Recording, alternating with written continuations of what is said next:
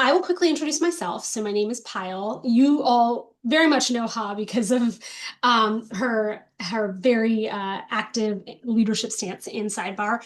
I am a friend and follow a lot of the things that Sidebar does, and I'm excited to be here. My fractional journey started with not wanting to go back and forth. We made a pandemic move to the East Coast, and my work was in the Bay Area. And so I was on an airplane for several years and was like, I think there's another way to do it. And so the company I was with, I was there from Series B to acquisition to, or Series B to IPO to acquisition. And after the acquisition, I was like, I'm going to think about a different path. And I sort of just weeded my way into taking an assignment or two, and then all of a sudden have built a pretty long-term business, is what I think about it. I've got a couple of people on my team that work full time for me, and I get to do really, really cool things across. For me, the people space is my background, and so I do some fractional chief people officer work. I also do a lot of facilitation and offsite work. So that is the love. Thank you all for sharing. I guess the poll didn't quite get there, but it is very, very helpful to see. A lot of fractionally curious. Um, I think the best way to start one is, I gave my intro of how I got into fractional. There's a lot more to it several years in. I think we're both kind of at the same inflection point of if you've made it 2 or 3 years, there's something here. Um, but yeah, do you want to talk a little bit about you have done a million things under the sun, from being in startups, being an investor, and then what made you move into fractional, or what kind of got you over the hump? Yeah, thanks, Kyle. So I know many of you on this call, but for those who don't know me, I'm Ha. I've been in Silicon Valley tech for 26 years. Started my career early eBay, 2000, 2005, then did a bunch of VP product roles. And then in 2016, sort of decided that I did not have another VP of product role in me. And so I kind of took a sabbatical and just had lots of conversations. And one of those conversations, it was a old boss who went into venture. She pulled me into venture. I did 5 years in venture. And then I had another career inflection moment where I'm like, gosh, this was a great detour, but I do not want to spend the next 15, 20 years in venture. What should I be doing next? I had the founders of a marketplace startup pitched me during the pandemic, and I fell in love with that company. And so I begged them, kind of as I was getting to know them, to like let me join the company. And somehow I talked my way into a COO role with them. And that was an amazing experience because I ended up leading all these functions that I hadn't led before. But 2 years in, even though I loved the company and I built it from the ground up and I hired like 100 people and I built the culture and it was so much a part of my identity, I found myself at a crossroads because I realized I was not mission and values aligned with our founder CEO. And that's really hard, right? When you're not seeing eye to eye in terms of, I mean, beyond strategy or anything else, but just like values alignment. I felt after some really deep soul searching that I had to leave. And when leaving, it was another career inflection moment of like, well, what do I want to do next? And I sort of decided that I did not want to join any more crazy early stage startups because they're all kind of crazy. I did not want to go back into venture. And then I just hit me one moment. It's like, okay, maybe now I have the experience, I have the confidence, I have the network, and maybe it's time for me to venture off on my own. The other thing that was also critical was that I did have the financial stability. So I know, financial stability was raised this morning. I have a working husband, and then yeah, I have savings. And so I told myself, I'm going to give myself a year. So, and I felt like I had a year worth of runway where I'm not going to give up, even if it's hard. I'm not going to give up until I gave it a year, all in, doing this to see if it would work. And I think just having that mindset or that mentality helped a lot because when I talk to a lot of folks who are fractionally curious now, I hear a lot of like 1 foot in the door, 1 foot out the door. Oh, if I get a full-time job, maybe I'll do that instead. And I feel that's hard because when you get in front of people, it's harder to tell your story, and right? And so just that's something that I hear a lot, caution a little bit about against it. In my case, I was all in and I really wanted to make it work. Kyle, you know this too. I kind of made the decision that I didn't want to do it my own. I just knew that going fractional slash consulting would be a lonely journey. I wanted a thought partner and I wanted somebody to share the work with. So I ended up going out and spending about 4 months recruiting my business partner who had worked with me at my last company, actually worked under me. And after 4 months of like begging and sweet talking him into it, he finally said yes. So we launched, I would say March or April of 2023. It's been 3 plus years and it's been going really, really well for both of us. I mean, we do end of year reflection. Um, and we always ask each other what would you change about what we're up to? And I think mostly we always say we wouldn't change a thing. It's been going really, really well, and we've been really, really happy. With the world of AI, I have no idea if it's going to I was continue. like, But hold on, I had so many pull. yeah, yeah, yeah. I I just want to wanted to pull a share that bunch of threads. background, but Yeah, I no, was I think gonna, it's really helpful. yeah, You said a couple of really important things, and I think I want to like pause at some of those, yes. and go into more detail. So the first thing that you said was like, you were all in, and it's hard to be fractionally curious and also looking for a full-time job. Talk us through a little bit more about that framework for you. Yeah, I mean, what can I say? It was very clear, I think, and in any of my conversations that I was not looking for a job, um, but that I really wanted to help founders who had problems that were keeping them up at night. And so it was just a very different conversation. I mean, in all of my conversations, they were just very different conversations than being the one that's being interviewed for a job, right? Yeah. So I actually think it gives me a feeling of empowerment that I can equally drive the conversation. It's not oh, somebody's badgering me with questions and now I'm, answering it because I'm trying to land a job. So there was just something like mentally that I think changes in terms of the conversations that you're But, having. and sorry, I'm having this weird camera angle because I knocked my camera. So for those of you who are seeing me in and out, that's what I was trying to fix. When you think about, so like, but what made you just say, I'm in it for a year? Like, what Yeah, was there a piece of advice, sure. or Yeah. did you like start and stumble? It seems like you were really clear, I'm looking for something different. Um, but anything else that said 1 year is my marker? Mm. I felt like if number one, it takes a while to get started. And so I didn't want to be like 5, 6 months in, not having clients and sort of saying, okay, like that's, it's just not my path. I really wanted to give myself a real shot and making it work. So I think that was one thing. And yeah, and I think at the converse of that is that if after a year I couldn't make it work, then the market or people were just telling me that this is not the path for you. So it was an arbitrary number. Maybe it's 6 months for folks, maybe it's 2 years for others. For me, it was like, let's just give it a year. I won't give up before a year, um, before I give myself a shot of knowing, is this a viable path or not? Yeah.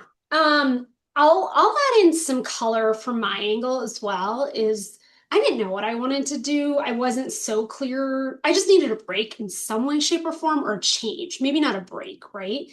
And so for me, it sort of just every time I interviewed for a full-time job, I left with like this ick, just like, oh God, I cannot see myself doing this right now for whatever life stage, whatever. It just didn't feel right. And I similarly, you I think it's true. It sometimes can be more like a hockey stick, sometimes it's a little bit of an up roller coaster, but the beginning can be slow, right? Unless there is a direct feeder of your work somehow and you hit it right when you start. just the process of telling people, oh, I'm consulting now, I'm doing fractional work now. And a great question in the chat, which I will get to, is what is the difference? But theoretically, let's just say, hey, consulting, fractional, whatever it might be. And so the way that I told myself, and so how you kind of said, hey, I'm not even thinking about it for a year. My timeline was a little different. I said, okay, 3 months. If I make $0, I have hit my target, right? And then I said, all right, month 4, I want to make $5,000. And so any month so it was like I gave myself a solid 3 month start, or maybe it was 6 months, 6 months, 4 months, something like that. And then I said my target is 5K. And then I hit every month I hit 5K, I added another month at the end of my like, when am I making my decision? And then I upped the ante to 10K, upped it to 20K, etc. Right? Um, and now I don't think about it at all. But at the beginning, because it's really, really, it is a roller coaster. Sometimes you're like, I am so full, and then you don't do a bunch of business development, and then you kind of see the downswing. And so finding that balance and that equilibrium takes time. And if you don't give yourself time, or if this is sort of a bridging between things, those are perfectly valid reasons to do fractional. But if you are trying to build a fractional business, I have the exact same advice as you do. It's just give Yeah. yourself time. Well, I love what you said that like you gave yourself certain financial milestone goals, and that if you didn't hit it, then maybe you'd reevaluate whether this is the right path for you. So I love that. I think that that's an interesting way of looking at it. For me, it was sort of like even if I made $0 for a year, I was not going to quit before that. So I think just for everybody who's fractionally curious in this room, I love the give yourself a specific timeline and maybe a financial goal to set with it and figure out, is this a viable path for you? So thank you for digging deeper into this. Yeah, yeah, yeah. No, and I think it's right. It's like how long can you give your brain time to adjust? How long can you give your network time to adjust to your new identity and what you're Mhm. known for, right? Yep. I'm going to go back another little bit because I think the one thing that, as a facilitator, I didn't do a good job of is tell us the difference in your opinion, huh? What's the difference between fractional and consulting? Yeah, it's a good question, and maybe there's not that much of a difference, but here's how I would answer it. So, if everybody wants to know, like, where did the term fractional come from? So way back in the day, like it was a cottage industry, and it was actually, I think, a lot of fractional CFOs, with the idea of early stage startups do not need a full-time CFO. But they do need a CFO, during fundraisers to help close the books, to help with strategic planning. And so they would hire a CFO kind of on a part-time basis to help them. And so these seasoned CFOs who, like you and I, kind of just did not have the desire to be all in anymore in any one company, would just um, uh, rent out a fraction of their time. And so when I think about fractional versus consulting, for me, fractional executive, I think comes to mind in that like you typically are an executive that's renting out your time. But you should be kind of in many ways like have a seat at the table, be a thought partner to the founder, the CEO, or a C-suite bench in the work that you're doing. And if you're not kind of at that level, then maybe you're consulting or you're freelancing, and we could talk about it. But at the end of the day, it's that we're just not W-2 employees. We get a chance to have some agency and some say over our work, and we also get to work with hopefully more than one company at a time.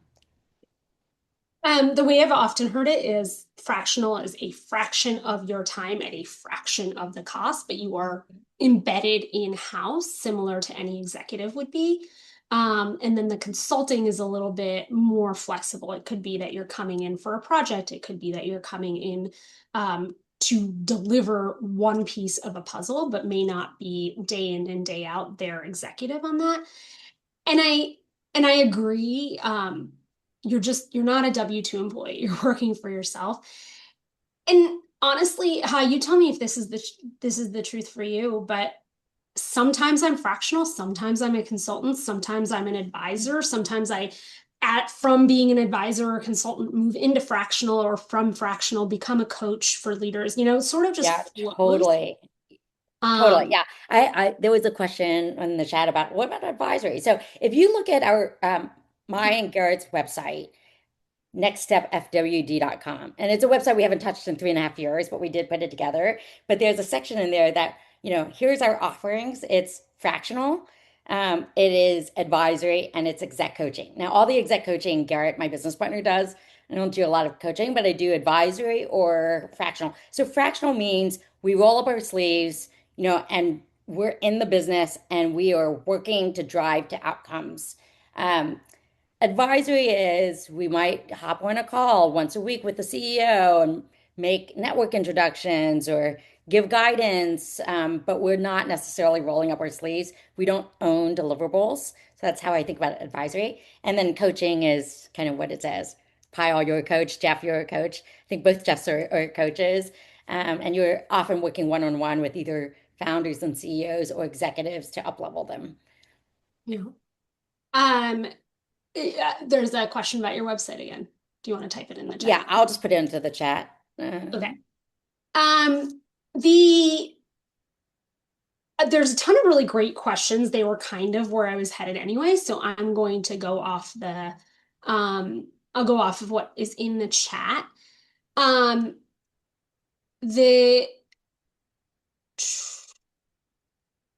the first one is values alignment. And so Mm. if you think about the clients you choose, how do you think about value alignment and vetting those businesses? Um, yeah, let's start there. And there's a secondary question there. So it's really interesting because if you go into my website, I think that there is a section in there around like our core values. And it literally says like if you are a founder that shares our values, let's work together. If you're not, we may not be for you. Something like that. And so I think number one, they have to be mission driven. They put people first. I think that's a really, really important one for us. And they're just good people, like that we just want to work with. The nice thing about this line of work is that sometimes if you're a full-time person and you join a company and you realize right away within, and you often will know within the first month or two, oh my gosh, where did I land? Like, did I make a mistake? Um, you know, I, and yet there's something in your mind that says, well, I got to give it a year or two. It does not look good on my resume, right? Here, it's like if we're in with a client and we just don't see the alignment from the get-go, it is so much easier to exit, right? So that's the beauty of getting to have some agency. And then, like there's nothing on your resume other than, there's no stain on your resume.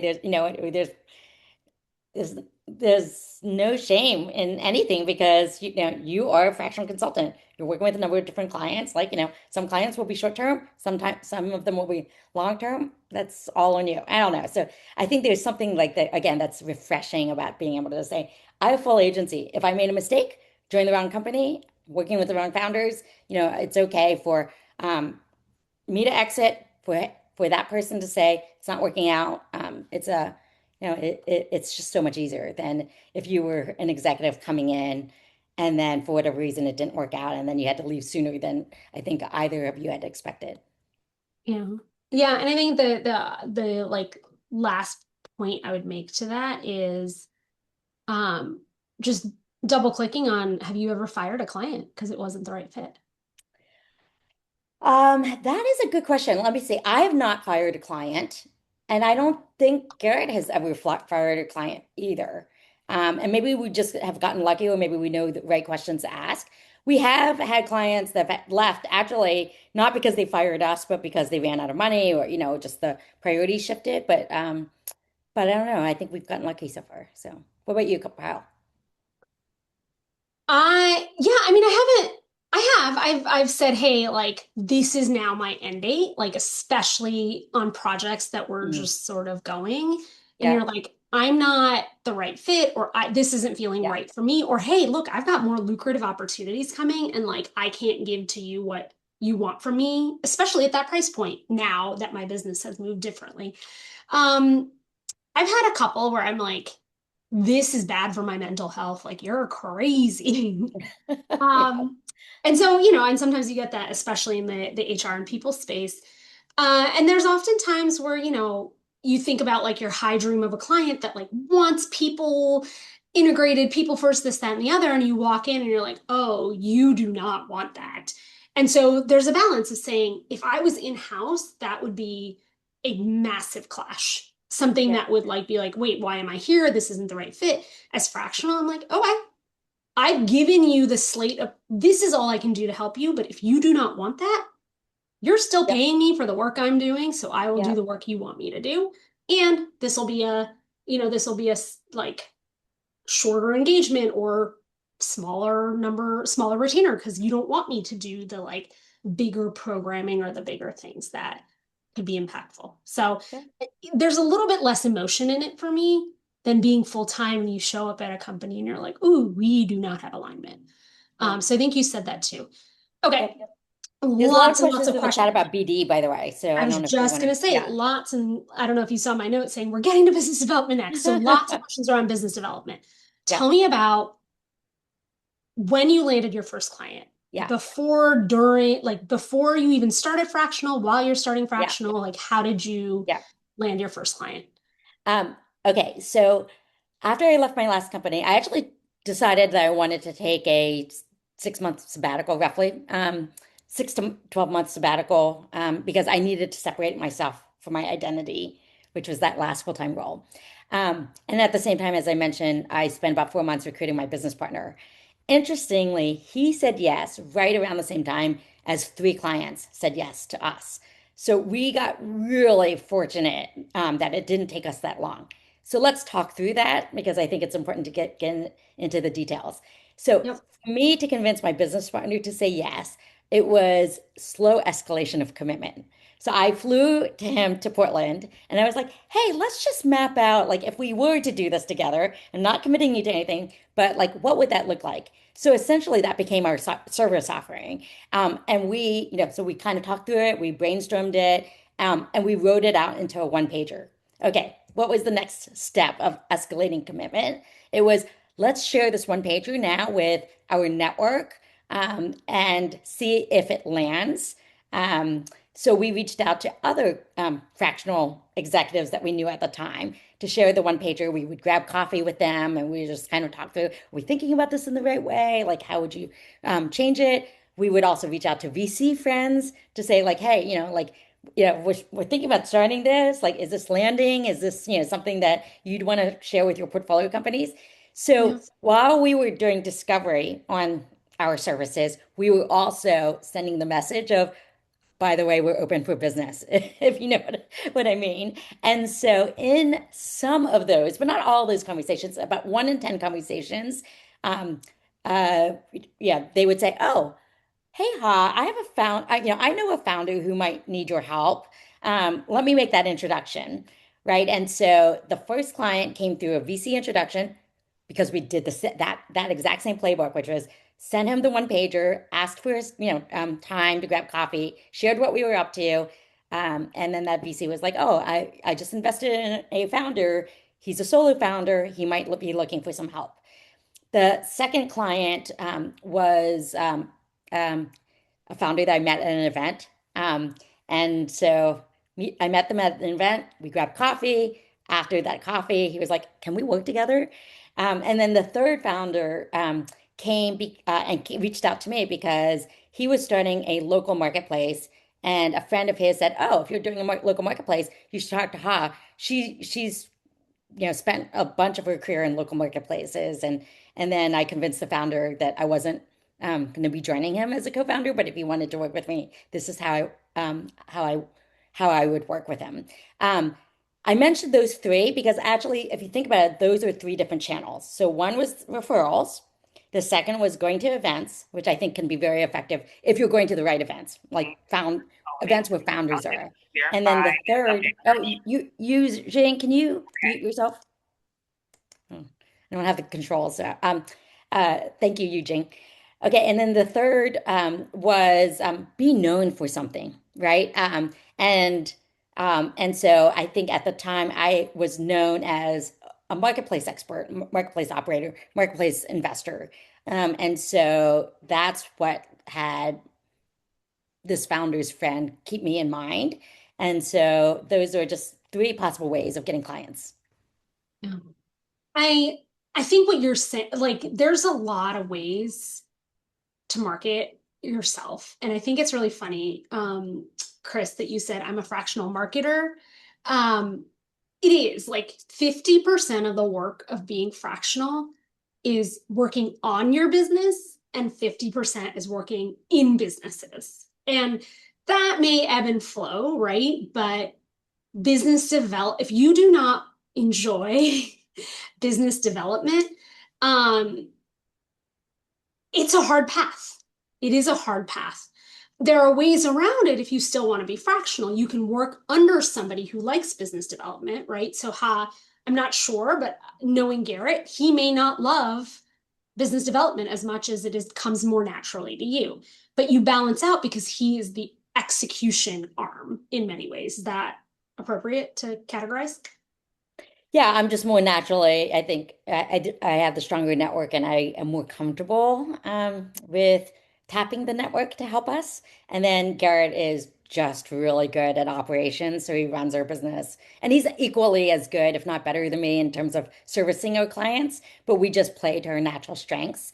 I will say that like it's interesting that you said 50-50 because for me, I think where I fall short in our work is that I don't spend enough time on business development. Thankfully, we have long-term clients that sort of keep us around forever, and so I don't have to do a lot of biz dev. But you know, there will be a day where I'm like, oh, this client went away, and shoot, did I spend enough time on the pipeline and landing the next fractional right away without waiting 2, 3, 4 months to then build up the pipeline to then close the deal. So I don't spend the 50-50 that you do, um, but it's something to think about for me. And I wouldn't say mine is necessary. I've never actually said 50-50. It's just my kind of gut feeling of, and not all the time, right? There are times where I am at 110% capacity. Somebody Hmm. mentioned that with client work, and I don't have time to have a coffee with a single person. And then when things kind of go down a little bit, you're like, oh, right, let me like emerge from my zoned in. And sometimes, you have those coffees, they may turn into business 6, 8 weeks later, 6, 8 months later. But there is an element of being on top of people's minds, your buyer's mind. Jeff, I saw a thumbs up and it sounds like you're in the world. I'd love to, like, if you want to get off mute and sort of share your perspective, it'd be great.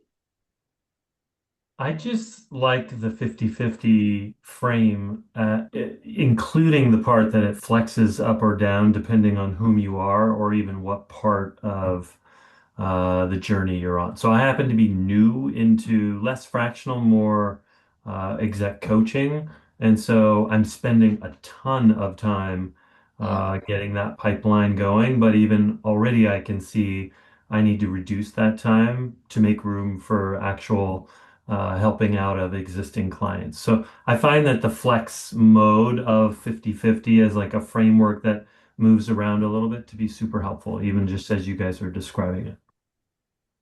Awesome. One thing that Pyle, you said that really resonated with me is that it is about building the pipeline, and somebody that you talked to today may not be ready for you now, but in 3 or 6 months, they will be ready.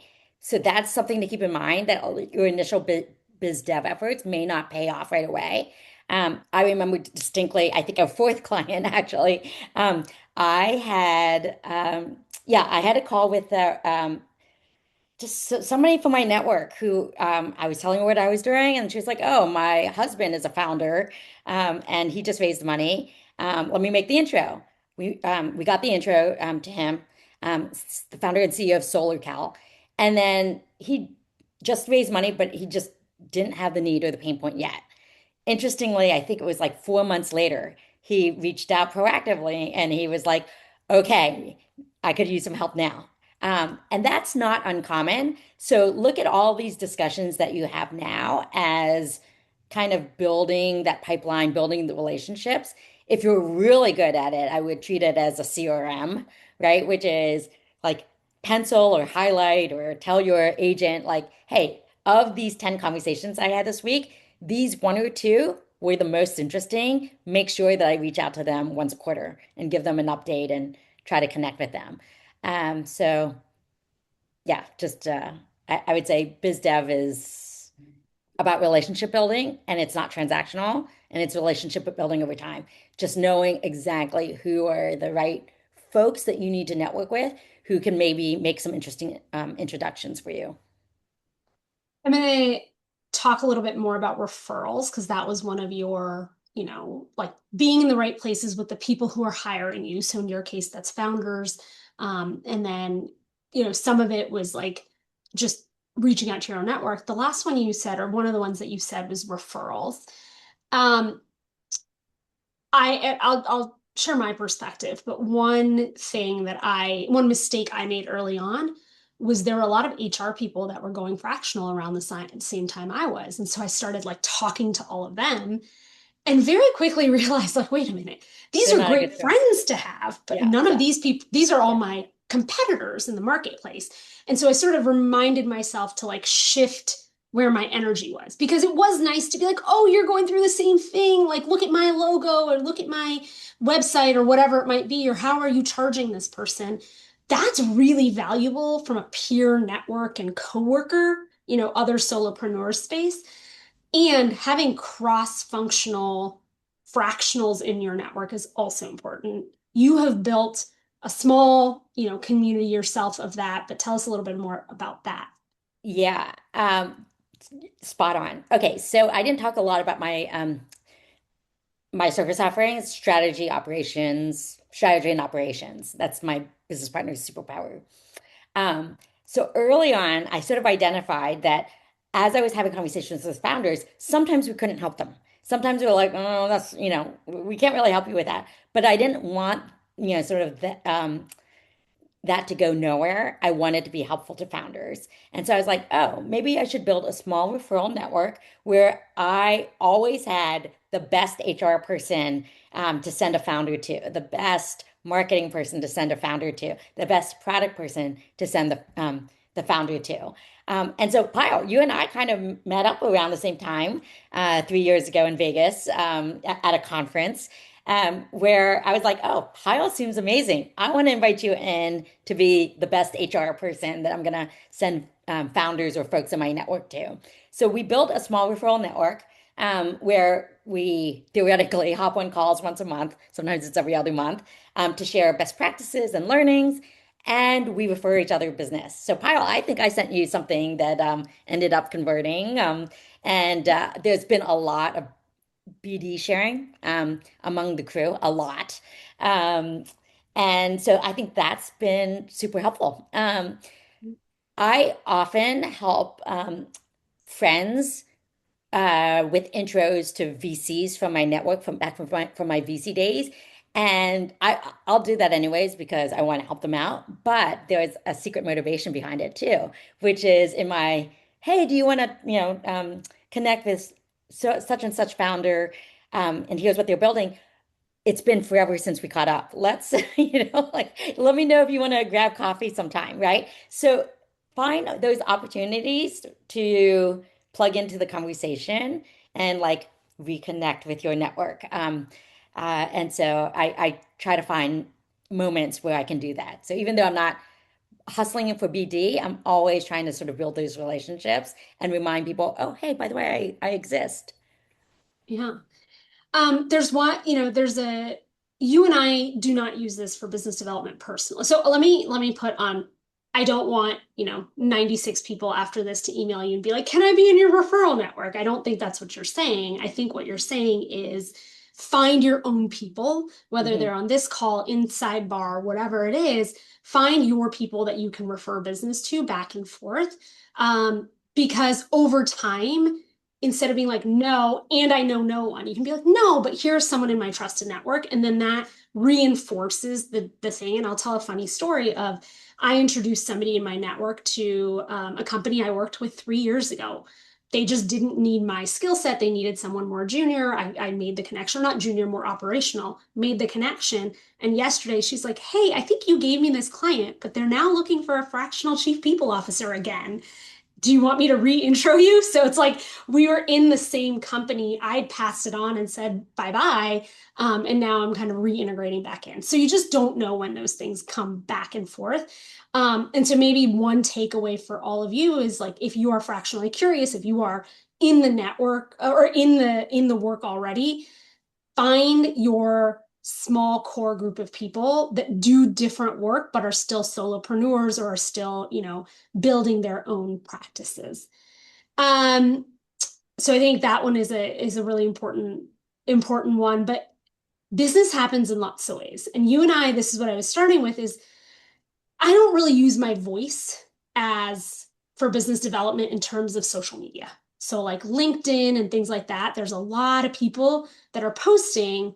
I don't usually personally, I'm not posting every day. I'm not, but there are people in my ecosystem that are like, I post every day. I only post about, you know, executive coaching or performance management. And I post every single day and I take a spicy take and I've got, I went from 3,000 followers to 10,000 followers and that kind of thing. Um, it is a very, like a lot of people ask me like, oh man, do I have to just splash myself out there? That is up to you and what you enjoy. If you enjoy writing, if you enjoy putting your voice out there, absolutely do it. And from the people I know who've done it, it takes a very consistent effort over many, many years. And, sometimes you'll have a post or two that'll go viral that will bring more people into that network. It is a strategy. Just think about like the input and the output of that. For some people, totally makes sense. They can monetize their LinkedIn and, push products and tech and whatever it might be. Ha and I, neither of us have really taken that path. But I wanted to make sure we didn't leave it behind if people had. Yeah. So my take on it, because I'm the other side, I do post a lot, but I don't. I only post when I'm inspired by something or to share something, but I actually don't post that much about my next step business. So here's my take on it, by the way, because some people, they're doing coaching, they share their how they coach and their point of view and different things like that, and I think that could be a perfectly valid strategy. I post for because I want to authentically share something into the world, but it also helps keep me top of mind. So when somebody in my network has a conversation with a founder, they'll be like, oh, you know what? I should introduce you to Ha.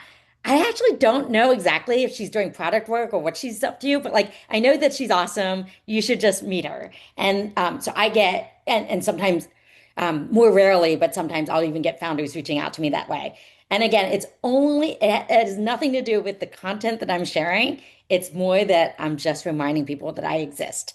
And so I think using social media well is an effective strategy, but it's not, I don't view it as a transactional thing, right? Which is like I'm posting only to get business. I'm just Right. posting because I'm authentically sharing something with my network and hoping that people remember me when the opportunity presents itself. I think that's what I was saying is like I have the same is like if something just like gets me on a day, I'll post about it. So I am not quiet either, but there are people who are like every single day and they've got their, like one pagers and they're call me for X, Y, and Z and Yep, like yep. lay out who their ideal client profile is. And it can work really well that way. It's just not my personality or way of posting. 15 minutes and so many questions. So we talked a little bit about business development. For those who didn't get all your questions answered, just like throw them back at me again. I know there's a lot. There were a couple of questions around um, pricing. How do you think about pricing your services? Yeah. I only price a retainer, and this is for the fractional work. and this was since the beginning. I've never charged hourly. I actually don't believe in hourly, especially in this world of AI. It does not make any sense to charge hourly because you can get so much more leverage. In fact, like law firms are now starting to rethink how they bill because it may not make sense for them in the future to bill hourly. So everything I do is on retainer, which means that, hey, let's agree on the fraction of my time that will have access to me. And this is my given rate, per day, which translates to X dollars per month. And starting out, I was pretty much like, okay, it's 5,000 a month for 5 to 8 hours a week. Um, and then the way that I would be able to make like 30, 35, 40,000 a month in this business was I would work a lot more than 40 hours a week. So I'd bill out, again, not hourly, but like I'd have one client that would pay me um, 20,000 a month, another one that would pay me 10,000 in a month, and then a third one, if I had a third one that would pay me 5,000 a month. And that was sort of how I made the numbers work. And I just worked a lot. Yeah. Um, Probably I have some things to add on the comp, but this, when you just said you work a lot, I think there's a notion out there, and it may be true for some people, that you're working less and making more. Sounds like maybe not the way you've Mm. operated your business. Tell us more. Yeah. Well, I went back at the beginning. If you go back, I was like, I haven't yet figured out the whole scalable model where I'm not trading time for money. And so therefore, if I want to make more money in the business, I gotta work more hours.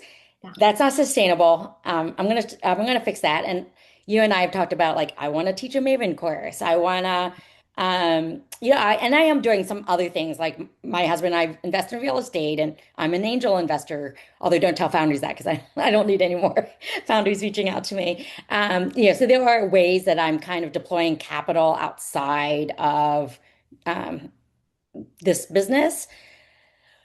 But yeah, I forget the question, but just in terms of like just the different ways to make Managing money. workload. How do Right, you, yeah. we had a couple of questions around managing workload, and Oh yeah. you're going to put It's hard. 110% in.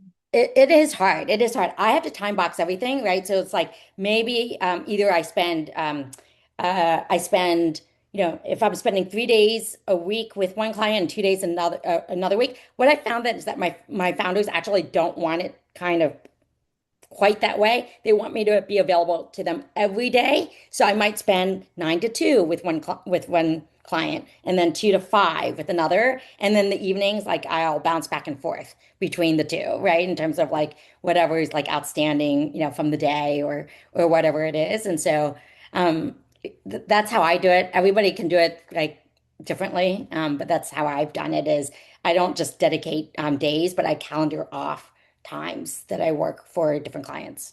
Yeah. Um, on the on the managing workload question, there was a couple of tangential ones. Is like you don't know until you know. And I think, Hi, you probably have had this experience. I've definitely had it where I'm like, oh my gosh, I'm at like 150% capacity or Hmm. 200% capacity, and it's 1 o'clock in the morning, and you're just like, I gotta get this thing done, right? Yep. Or it's 6 a.m. and you're like, oh, this is when I'm starting my day. I think over time, um, you'll learn when you need to say yes or no. And you'll learn the different price points too, at which you're like, oh, this is a heck yes, even if it puts me over capacity because it's opening an aperture or opening a door to something else. And then there's, other times where you're like, the best thing I can do is take a 10, 15% referral fee off of this and pass it to somebody else. Yep. And that takes time to like really find your own path to. Go ahead. Yep. And then one thing I do want to mention, and again, just something to think about, which is if you get to the point where you're like, oh my gosh, I have so much work. I mean, Pyle, you do this. And I didn't talk about it. I actually do have a team. It's a junior team. It's not like a senior team that works for me. And I decided, I don't care. I'm happy to spend 10 to 15% of my income, to like hire folks who can take work off of my plate. I think in the future it'll be agents who will take work off my plate. Not quite there yet, but yeah, I have a writer who helps me with my long form writing. I have an ops person who helps me with a lot of ops tasks. I have a virtual assistant. So if I'm ever messaging you, if any of you have ever gotten a message from me, it may be me, it may be my virtual assistant. And then I have a community manager. And Pyle, I know you have a team underneath you. But for me, and it's not that I build them out. My founders are indifferent, right? My founders are like, here's what I'm going to pay you for, these outcomes. And they should not care who does the work, but I'm the one that's interfacing with them. And so that gives me some of my time back. I think that's a really good point. Yeah, over time, like when business development or business is good, finding other ways to get work done. So either you're not saying no or you're saying yes, but this is how I'm going to get that done, is important. And there are times where I've had literally a full-time person sitting in my office, just like listening in on my calls and like doing the okay, get this deck ready for the next, almost like an intern, right? And then there are other times where I'm like, I actually don't need that right now. So it kind of ebbs and flows in terms of what I've got personally going on. But I do have multiple full-time employees that have their own work streams in the business that I run, which is, HR is like a whole bunch of things, right? There's the very strategic piece of it, and then there's like benefits and recruiting, which I am not going to do, and you don't want to pay my price point to do that. Go ahead, you were gonna add on. No, what I want to do, if you don't mind, Pyle, I'm going to throw up the QR code because as part of our speaker series, we always try to collect feedback, and I want to get your feedback in terms of was the session helpful? What was the most helpful? What could have gone better? And Pyle, is this a good time to also open up for audience Q&A? I mean, I think we have so much Q&A that's been thrown in. Um, so I was gonna ask a couple more questions Okay, around, sure. do you take equity from a comp perspective? Um, yeah, okay. That's a good question. I do. And my answer a year ago would be I don't. It's changed. You'll find that a lot of things change the more that you get into it. So, Yeah. um, I have a philosophy, and I highly recommend that all of you honor this philosophy for yourselves, which is I do not trade um, cash for equity. I just don't do it because equity does not pay the bills. Equity is a lottery ticket. I know a lot of you are just looking for work and saying, okay, you're working with pre-seed companies and you're taking equity, and that's fine if you don't need the cash. But if you're really in it to make a real true income, you have to take cash. So I really do not believe in trading cash for equity. Okay. So a year ago, I would have said, I don't take equity. And in fact, every time my founders have asked me, will you take equity? I'm like, I'm not trading cash for equity. Um, uh, I do now have an equity component, and it is usually an equity kicker or or my founders just wanting to give me equity because they want me to stay with them long term. But it's not trading cash. It is they're paying me my normal rate, and they're also giving me equity so that I have some skin in the game in their business. And so now, yes, I have equity, but it's a different kind of equity, if that makes sense. Yeah. I'll ask a question that was in the chat, and it was also on my list of if you could go back 3 years and give yourself advice on building this business, what would you tell yourself? I would, it sounds weird, but I would say just give yourself grace, really, because it's going to be hard. I'm so fortunate because I have Garrett. He takes on 50% of the work. I'm fortunate because I have built a network, um, and I've always been like this. I've always been a hustler. Like, I've always worked 60, 70 hours a week. So if I'm continuing to do it, it doesn't feel any different. But now I'm working for myself, which is a joy. But I would say, give yourself grace because I, from day one, stated that seven-figure goal, and I still have not hit it yet. And I'm going to give myself grace. I might get there next year or in 10 years or never. But I just know that I can't do it all. And it may be longer to achieve my goals than I would have originally wanted. But I still go back to the, am I having fun?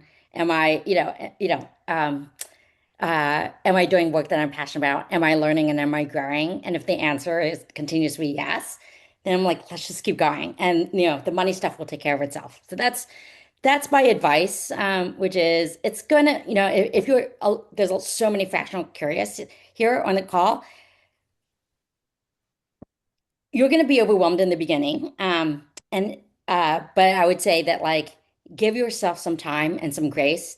And if you stay at it and you're really doing the work, you will be successful. I know that. Like, Pyle, I think like it took you if I can call you out, like I think it took you about a year before you actually really made it work financially. Is that true?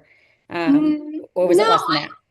it was less than that, but the Less than that. first 6 months, I was like, oh, did I just make this like crazy mistake? Not that I wasn't paying my bills, I was, but I was like, I could go in-house between equity and like an executive rate, you know? And then I found the right mix of services that were landing with clients, right? And for me, that was very much it fell into multiple different buckets and different from what I thought. I thought I was going to go out and be a full-time executive coach. I was like, I'm kind of done with the HR thing. I'm kind of done. And then it realized like this for early stage startups, they want HR in a box. And so I'll go back to somebody asked like hourly versus not. I still bill hourly for me. Hmm.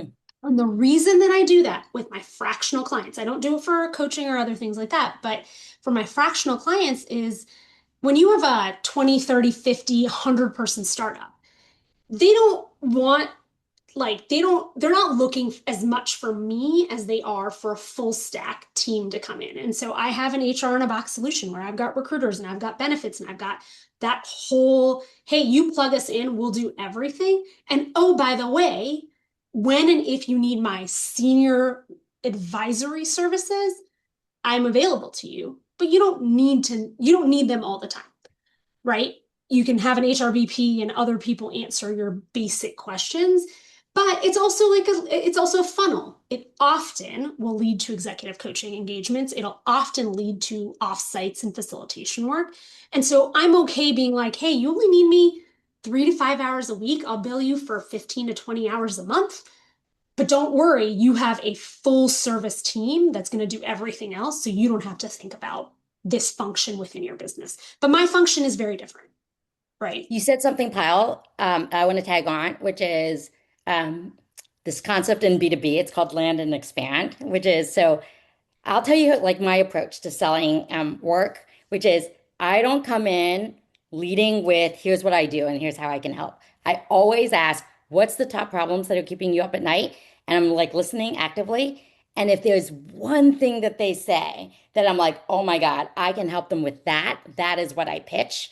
Um, and it doesn't, so I'm not trying to solve every single problem. I'm not actually coming in as their fractional COO, even though I've eventually become that for at least one of my clients. But I just hone in on one thing that they say. I come in, I solve that problem, I deliver a lot of value, and then believe it or not, the work expands. And sometimes that expansion is, oh, I bring in other people to help. And sometimes it's like, oh, can you also own this and this and this? Yes, so for the fractional COO work that I'm doing right now for Sidebar, that's exactly how it came about. I came in to support with growth. Over time, I ended up like leading community, and now I kind of run Sidebar because the founder saw what I was able to contribute. So that's my one tip for all of you guys on the BD front is solve one problem, and then hopefully good things happen from there. All right, I think that is the end. There are so many questions that didn't get answered, but if there's a way to export this chat and maybe even put it on LinkedIn or something where Okay, you and yeah, I can like yeah, answer that's a these great idea. questions, Yep, or some method through Sidebar where we can get the stuff that wasn't answered. But thank you amazing. all for being with us. Thank you, Ha, for all of your advice and your constant giving of your time. And we It's hope super that this fun. was And helpful. everybody hit me up on LinkedIn. And if there was a question that I didn't answer, just hit me up on LinkedIn, drop it in the message. And I will eventually get to it by the end of the week. So, but thanks for spending the time out, everyone. Thanks, guys. Thank you, Thanks so Pyle. This much. was Of course. amazing. You're the best Bye. moderator. I'm gonna have you come and moderate every single session. Sounds Bye. good. Bye, everyone. Thank you.